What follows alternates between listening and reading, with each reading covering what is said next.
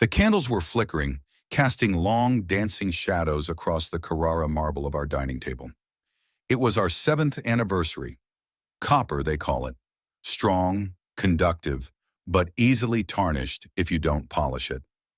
Claire sat across from me, swirling a glass of vintage Cabernet, her eyes reflecting the flame with a predatory glint I'd mistaken for passion for nearly a decade.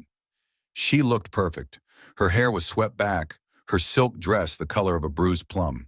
She thought this dinner was a celebration of our undying love. She thought she had successfully buried the truth under 3 feet of lies in a shared bank account. She was wrong.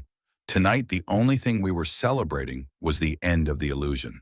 Before we go deeper into this story, take a second and hit that subscribe button. Give this video a like. And let us know where you're watching from. I'm curious to know how far these stories travel. I sat there, feeling the weight of the manila envelope hidden beneath my linen napkin, and I realized that revenge isn't just a dish served cold. It's a dish served with a side of absolute crushing silence.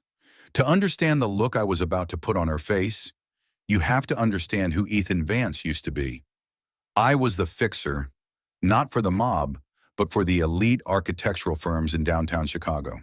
If a skyscraper had a structural flaw or a zoning nightmare, I was the one who stayed up until 3 a.m. making it disappear. I applied that same work ethic to my marriage. When Claire wanted to start her high-end interior design boutique, I didn't just sign the checks, I built the infrastructure. I was her silent partner, her biggest cheerleader, and, as it turns out, her biggest fool. We lived in a penthouse overlooking Lake Michigan. From the outside, we were the power couple of the Gold Coast.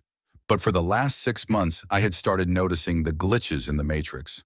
A perfume she never wore, a recurring client meeting in Naperville that always ran past midnight, a sudden, intense interest in her phone's privacy settings. I didn't want to believe it. I wanted to think it was just the stress of her business growing. But architects know, when you see a crack in the foundation, you don't ignore it. You dig until you find the rot. I'm not a jealous man by nature, but I am an analytical one. It started with the credit card statements. Claire's boutique, Vance Interiors, was doing well, or so she said.